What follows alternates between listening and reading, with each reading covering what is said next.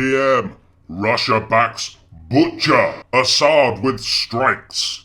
Russian strikes in Syria are hitting citizens and helping the Butcher Assad's regime, David Cameron has said. The Prime Minister said that Vladimir Putin's military intervention was making the situation worse and called for regime change in Syria to end the fighting. How bloody dare our PM call for regime change in Syria? He's such a spineless wannabe. Regime change went really well in Iraq, didn't it? Regime change went really well in Libya, didn't it? Could you imagine if the Chinese Prime Minister called for regime change in the UK, stating that the UK Prime Minister is a butcher because their government policies on the poor are killing them, and they appear not to give a shit about it? Has everybody forgotten about what Cameron helped achieve in Libya? Up to 60,000 innocent people were killed. That's not 60,000 fighters loyal to Gaddafi.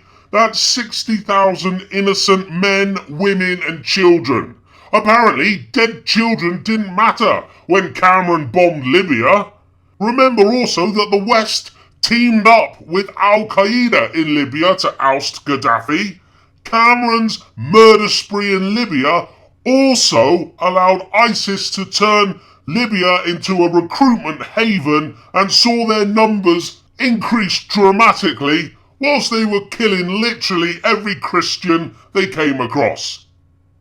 And as for Cameron calling Assad a butcher, well, this is obviously about the chemical weapons that Cameron said Assad fired on his own people on the very day that Assad invited the UN to the country to check for chemical weapon attacks. Would any leader seriously be that stupid to launch an attack on the day they invite the United Nations in to check for chemical weapons attack? You see, Cameron is relying on you not having a brain. Cameron is relying on you not thinking for yourself. Don't prove him right. Because even the UN said when it came to the chemical weapons attack in Syria that it was the American-backed rebels in Syria that fired the chemical weapons, not Assad. Cameron knows this, but he's desperate to remove Assad for his Jewish Rothschilds puppet masters. Could you imagine a journalist saying to Cameron, after Cameron said that Vladimir Putin's military intervention was making the situation worse? Wouldn't it be great if a journo had some actual bollocks and said to Mr. Cameron, well, shouldn't you, Mr. Cameron, shoulder some responsibility for the destruction of Libya and hand in the country to ISIS and for increasing their numbers, thus making the situation a whole lot worse? Another thing, Mr. Cameron, you say that Russia are killing innocent people, but how can you justify the cold-blooded murder of 60,000 innocent people in Libya with your bombs? Do you not care about the children you killed in Libya, Mr. Cameron? Just like you don't care about the children of the poor in your own country. Hey, Mr. Cameron. Oh, by the way, Mr. Cameron, you say that Russia's bombing in Syria is making things worse. Well, isn't bombing Syria exactly what you want to do? Or would your bombs not make everything worse? And were you aware, Mr. Cameron, that the United Nations found that it was the rebels that the West are supporting to take out Assad that fired the chemical weapons in Syria and not the Assad regime? And one final thing, Mr. Cameron, have you learnt nothing from Libya? If the Assad regime falls, this will simply hand another country to ISIS on a plate. So by taking out Assad, you will once again be supporting ISIS and making things a lot worse. Or is this part of the larger plan for destabilisation in the Middle East and to assist Murdoch and the Rothschilds make billions drilling oil in the Golan Heights? Is that the case, Mr. Cameron? The fact that Cameron is so ready to bomb and murder innocent people that he would fire nuclear weapons makes him as bad, if not as worse, as King Jong-un. But I bet King Jong-un has never had sex with a dead pig's head. I bet also that Cameron's killed a lot more people than King Jong-un. And just to prove that it's not only the UK and America that are a bunch of ISIS-supporting hypocrites, France opens war crimes inquiry against Assad regime in Syria. UN debate. Now, when I play football, I used to play for a professional club, but that's another story. One thing that used to really upset me and got me sent off at least a couple of times was inconsistent referees. I just had to let them know, politely of course, where they were going wrong.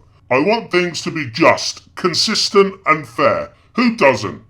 So while France opens a war crimes inquiry against Assad because Assad's enemy ISIS fired chemical weapons, they then blamed Assad and therefore hoodwinked Pinky Pig Cameron and the rest of the West into believing them. A new figure regarding the death toll caused by Tony Blair and George Bush in the Iraq and Afghanistan wars has come to light. I've always used the figure just over 1 million people were murdered by these war criminals, but the actual figure may be closer to 6, if not 8 million people killed by Blair and Bush in the Iraq and Afghanistan wars. If you're going to go after Assad for killing rebels who are fighting him, but you're not going to go after Bush and Blair for killing between 6 and 8 million people, unbelievable. Blair and Bush need to be rotting in a prison. That's not being very consistent, is it?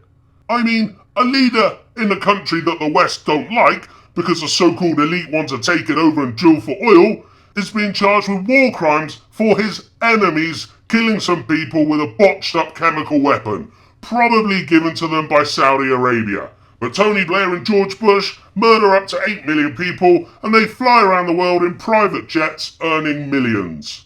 Who doesn't know that Blair's earnings are just a thank you from the elite for murdering all those people and getting the oil deals done and the drug deals done? The US bombed a hospital in Afghanistan at the weekend, killing at least 19 people, and the UN is calling this inexcusable and a war crime.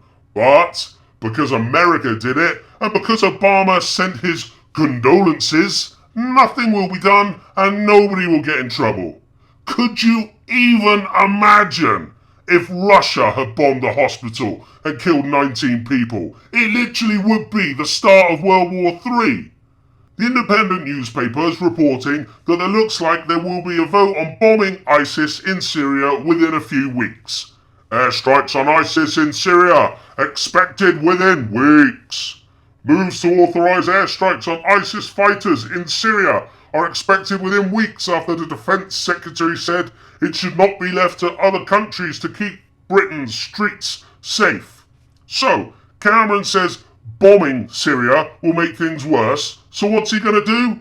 We're going to add to the bombing and carnage with more bombing and carnage that in Cameron's own words will only make things worse. This will increase the refugee crisis, which ISIS themselves said they are using to send jihadis to fight in Europe, which will cause more terrorism on our streets. These politicians simply haven't got a clue. They really are stuck in a bubble. They cannot think beyond what they are told to think.